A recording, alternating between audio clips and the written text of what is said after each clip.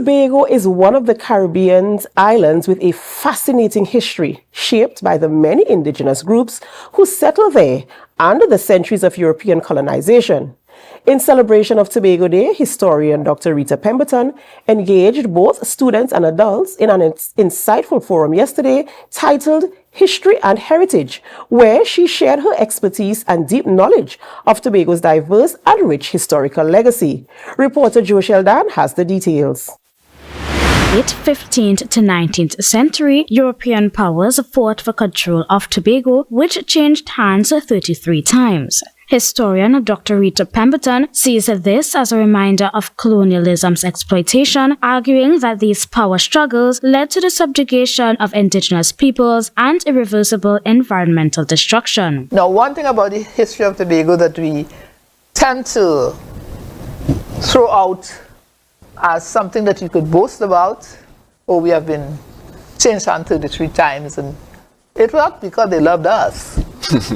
It was because they wanted to control the land to benefit themselves. Each colonial power, whether Dutch, French, Spanish, British, or Swedish, left behind a legacy of environmental destruction as they settled on the island. The establishment of plantations necessitated the clearing of vast acres of vegetation, which in turn disrupted the island's natural ecosystem. Dr. Pemberton noted that when the French settlers arrived, they took matters further by burning down properties. The French, when they made that attack, they went and they burnt properties.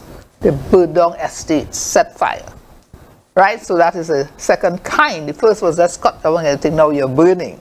So you make sure that whatever was there is removed. This is our place now. During the French and American revolutions, Tobago's enslaved population faced severe food shortages and starvation. In response, plantation owners permitted them to cultivate land, although they were not allowed to own it. After emancipation, many former slaves overcame resistance from wealthy landowners to establish farming communities. And so, what was made law in the British colonies is that each enslaved person over the age of 14 had to be given a piece of land to work, to cultivate. Though he or she is not owning it, but each one will have this land and they could plant food.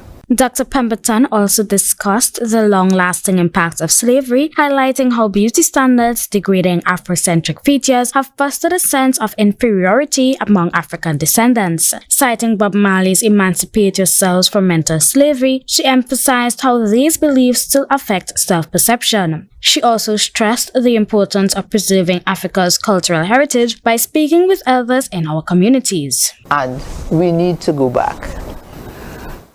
We don't have enough research.